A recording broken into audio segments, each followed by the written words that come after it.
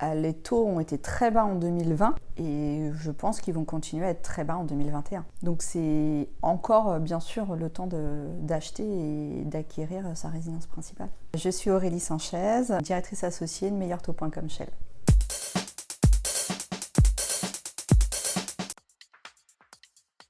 Les banques et les courtiers se sont vite adaptés. Elles ont essayé de se mettre au digital le plus rapidement possible et pour répondre à l'ensemble de la demande qui a eu lieu sur l'année 2020, qui est restée quand même relativement forte.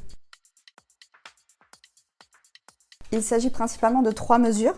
La première mesure, c'est que le taux d'endettement est passé de 33 à 35% maximum. La deuxième mesure, c'est que la durée du prêt maximum est passée de 25 à 27 ans.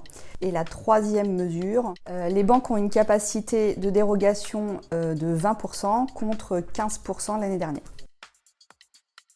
Alors pour nous, ce qui aurait été bien, c'est aujourd'hui, on demande à l'ensemble de nos clients d'avoir en apport l'ensemble des frais. Ce qui aurait été bien, c'est que pas qu'on passe de 100% du prix d'acquisition maximum à 110%, mais au moins un 102, un 103 aurait été pas mal.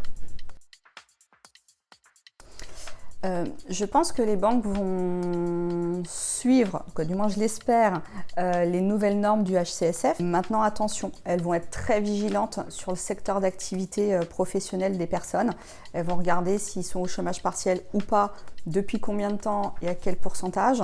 Et il va y avoir une catégorie de professions, type la restauration, l'événementiel, l'aéronautique, qui sont très touchés par la crise. Forcément, elles vont être très regardantes sur l'activité professionnelle. Alors, pas d'impact direct, mais aujourd'hui, le prix de l'immobilier, à part dans certaines villes qui ont été en forte demande suite au télétravail, après sur les grandes villes, le prix de l'immobilier est resté relativement stable, voire un petit peu diminué. Aujourd'hui, l'investissement immobilier, la pierre reste un refuge pour les Français. Donc je pense que sur l'année 2021, il y aura encore pas mal d'investissements. Maintenant, faut-il sortir de la crise? Donc ce qui est important, c'est faire attention à sa stabilité professionnelle. Faire attention à ses relevés de compte, donc pas de découvert. Pas de dépassement d'autorisation de découvert pour éviter les commissions d'intervention. Bien mettre de l'argent de côté tous les mois. Préparer son apport personnel qui est aujourd'hui un point essentiel dans un dossier de prêt immobilier. Il faut éviter les crédits à la consommation.